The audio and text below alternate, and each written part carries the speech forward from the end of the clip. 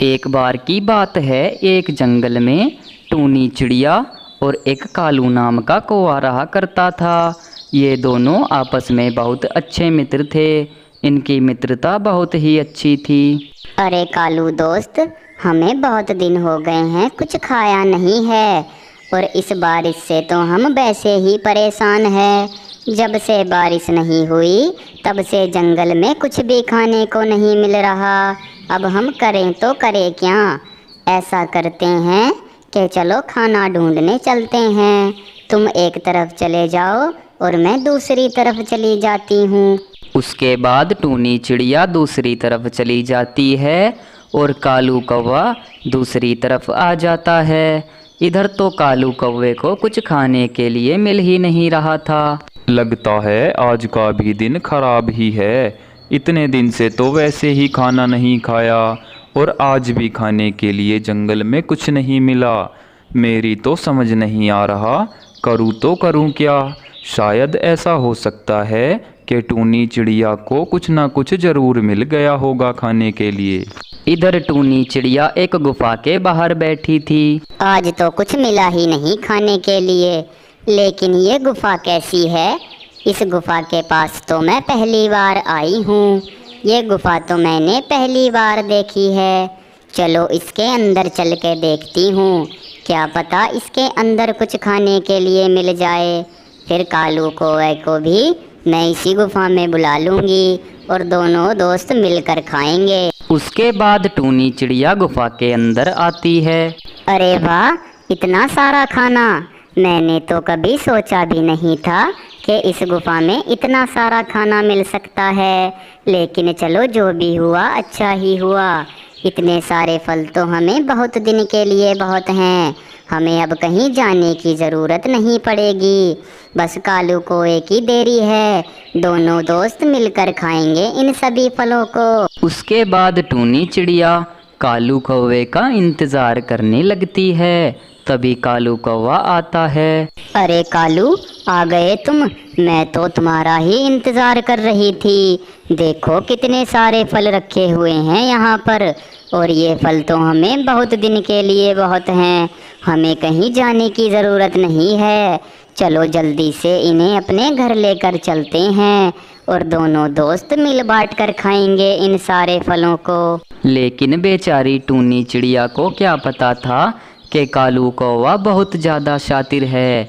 कालू के मन में लालच आ जाता है। देखो टूनी चिड़िया, ये सारे अमरूदों पर मेरा ही हक है, क्योंकि तुमको पता नहीं है ये सारे अमरूद मेरे मामा जी के हैं।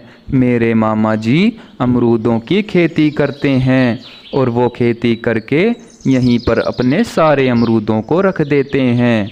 इसीलिए तुम यहाँ से चली जाओ। मैं तुम्हें इसमें से एक भी अमरूद नहीं दूंगा। मैं अकेला ही इन सारे अमरूदों को खाऊंगा। समझ गई ना टूनी चिड़िया? कालू कौवे की इतनी बात सुनकर वो टूनी चिड़िया वहाँ से आ जाती है और आने के बाद कालू कौवा बहुत ज़्यादा खुश होता है और कहने लगता है, अरे वाह, इतने सारे अमरूद! ये अमरूद तो मुझे अमीर बना देंगे। अब मेरे पास किसी भी चीज़ की कमी नहीं रहेगी। अब मैं इन सारे अमरूदों को सेठ को बेच दूंगा और बेचकर बहुत ही अच्छे पैसे आएंगे। पूरे जंगल में सबसे अमीर पक्षी हो जाऊंगा मैं और एक बहुत ही सुंदर सा घर भी खरीदूंगा। ऐसा घर खरीदूंगा कि किसी पक्षी का भी नहीं होगा। और दूसरी तरफ बेचारी टूनी चिड़िया भूखी एक सूखे पेड़ पर बैठी हुई थी। उसके साथ बहुत ही बुरा हुआ था। उसके दोस्त ने उसे धोखा दिया था। इधर कालू कौवे ने एक बहुत ही सुंदर घर खरीद लिया था उन सारे फलों को बेचकर। अरे वाह भाई, बहुत ही अच्छा लग रहा है इस नए घर में बैठकर। सभी पक्षी से बहुत ही सुंदर घर है मेरा। अब तो सारे पक्षी मेरे घर को देखने आएंगे और देख देख कर जलेंगे। लेकिन मैं भी ऐसा हूँ कि जो ज़्यादा जलेगा उसको और ज़्यादा जलाऊंगा। इधर टूनी चिड़िया कालू के बारे में ही सोच रही थी। अरे इस कालू कौवे ने इतना सुंदर घर कैसे खरीद लिया है? मुझे तो ज़रूर दाल में कुछ काला लग रहा है। ये तो एकदम से ही बहुत ज़्यादा अमीर हो गया।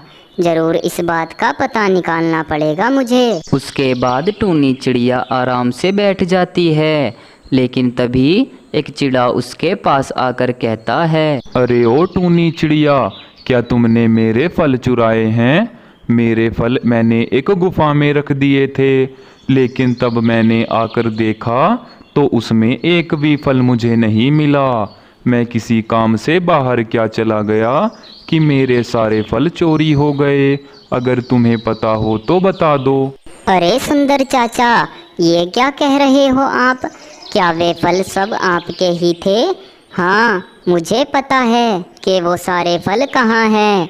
मेरा जो दोस्त था कालू कौवा, उसने उन सारे फलों को बेच दिया है और मुझसे कह रहा था कि ये तो मेरे मामा के फल हैं। अगर मुझे पता होता कि ये आपके फल हैं तो मैं उसे उन फलों को नहीं बेचने देती चाचा। अच्छा, ये बात है। उस दुष्ट कालू कौवे ने मेरे सारे फलों को बेच दिया। अब मैं उसको छोड़ूंगा नहीं। उसने ये बहुत ही गलत काम किया है। अगर उसे खाने के लिए चाहिए थे तो मुझसे मांग लेता या मेरे आने का इंतज़ार करता। उसके बाद सुंदर चाचा कालू के पास जाते हैं। अरे ओ कालू, तूने मेरे साथ ऐसा क्यों किया है? तूने मेरे सारे फलों को बेच दिया है। मैं किसी काम से दूसरे शहर गया था और तूने सोचा कि मैं इन सभी फलों को बेचकर अमीर हो जाऊंगा। क्या कहा आपने चाचा? वो सारे फल आपके थे? मुझे पता नहीं था चाचा। अगर मुझे पता होता तो मैं ऐसा कभी नहीं करता। आप मुझे माफ़ कर दीजिए। मुझसे बहुत बड़ी गलती हुई है और मैं आपका एक एक रुपया चुका दूंगा। बस आप मुझे कुछ दिनों की मोहलत दे दीजिए। मैं यहाँ तेरी बकवास सुनने नहीं आया हूँ। तू चुपचाप यहाँ से चला जा, वरना बहुत बुरा हो जाएगा। मैं और दूसरे पक्षियों को बुला लूँगा, फिर देख लेना तेरे साथ क्या होगा। अब तू चुपचाप यहाँ से निकल जा। सुंदर चाचा की इतनी बात सुनकर कालू कौवा उस घर से चला जाता है और अब कालू कौवे के पास ना तो खाने के लिए कुछ था और ना ही उसकी दोस्त उसके पास थी और ना ही उसका घर उसके पास था। उसने सभी चीज़ गंवा दी थी। लालच बहुत ही बुरी बला है, इसलिए इससे बचकर रहना चाहिए। दोस्तों, आपको ये वीडियो कैसी लगी हमें कमेंट बॉक्स में ज़रूर बताएं और इसी तरह की वीडियोस से देखने के लिए हमारे चैनल इंटरेस्टिंग कार्टून को सब्सक्राइब करें। एक बार की बात है, एक जंगल में टूनी चिड़िया अपने एक छोटे बच्चे के साथ रहा करती थी। उसका वह बच्चा बहुत ही ज़्यादा नटखट था। एक दिन वो अपनी माँ से कहता है, मम्मा, मेरे जितने भी दोस्त हैं वो मुझे अपने साथ नहीं खेलने देते। वो मुझे वहाँ से भगा देते हैं। मुझे बहुत बुरा लगता है। बेटा, आप परेशान क्यों होते हो? मैं हूँ ना आपके साथ। क्या हुआ, आपके दोस्त आपको नहीं खिलाते तो मैं आपको खिलाऊंगी। आज से मैं आपके साथ खेलूंगी। आप बुरा मत मानना बेटा, ठीक है ना? उसके बाद अगले दिन से टूनी चिड़िया अपने बच्चे के साथ खेलने लगती है। सुनो बेटा, चलो घर चलते हैं। बहुत देर हो गई है हमें खेलते हुए और बारिश के दिन भी आने वाले हैं। हमें अपने घर की मरम्मत भी करनी है, ठीक है? चलो जल्दी से अपने घर चलते हैं बेटा। मम्मा, आप ऐसा कीजिए कि आप चली जाइए। मैं आपके जाने के बाद आ जाऊंगा, ठीक है? आप परेशान मत होना, मैं आराम से आ जाऊंगा। उसके बाद टूनी चिड़िया अपने घर चली जाती है। अरे, बारिश के दिन आने वाले हैं और मेरा दोस्त पिंटू बहुत मुसीबत में होगा। उसका इस दुनिया में कोई भी नहीं है और ना ही उसके पास खुद का कोई घर है। वो तो बेचारा बारिश में भीग कर बहुत ज़्यादा बीमार हो जाएगा। मुझे अपनी माँ से बात करनी होगी। कह दूंगा कि माँ, हम उसे अपने साथ रखेंगे। उसके बाद वो भी अपने घर की तरफ चला जाता है और इधर पिंटू बहुत ज़्यादा परेशान हो रहा था। अरे मेरे दोस्त जग्गू, मैं तुमसे एक बात कहना चाहता हूँ। क्या तुम मुझे अपने घर में रख सकते हो? तुम्हें तो पता ही है कि मेरा इस दुनिया में कोई भी नहीं है और मेरे पास रहने के लिए घर भी नहीं है। ऊपर से बारिश का मौसम आने वाला है। क्या मैं तुम्हारे घर में रह सकता हूँ? देखो भाई पिंटू, मैं तुम्हें अपने घर में नहीं रख सकता क्योंकि मेरा घर बहुत ज़्यादा कमज़ोर है। मैं और मेरी माँ ही मेरे घर में रहती हैं। तुम ऐसा करो कि किसी और से जाकर पूछ लो।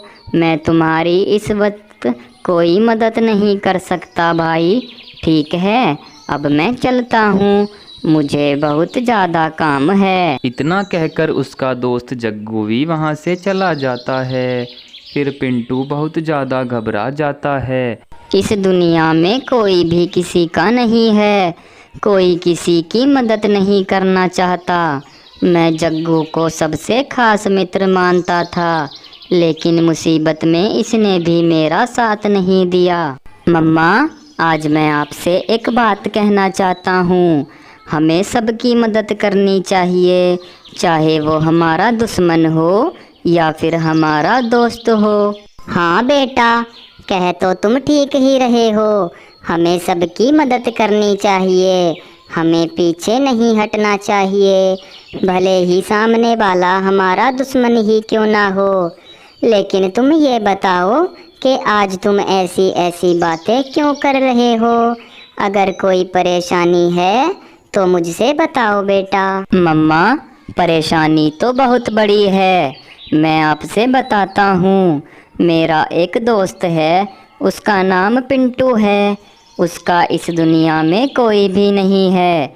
वो अकेला ही इस जंगल में रहता है और ना ही उसके पास रहने के लिए कोई घर है।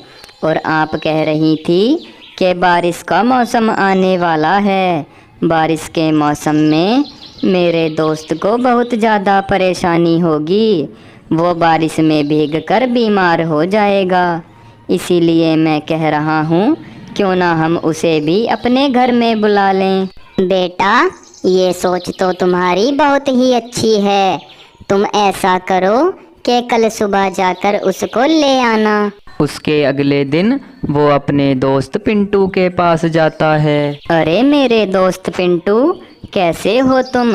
मैं तुम्हें लेने आया हूँ।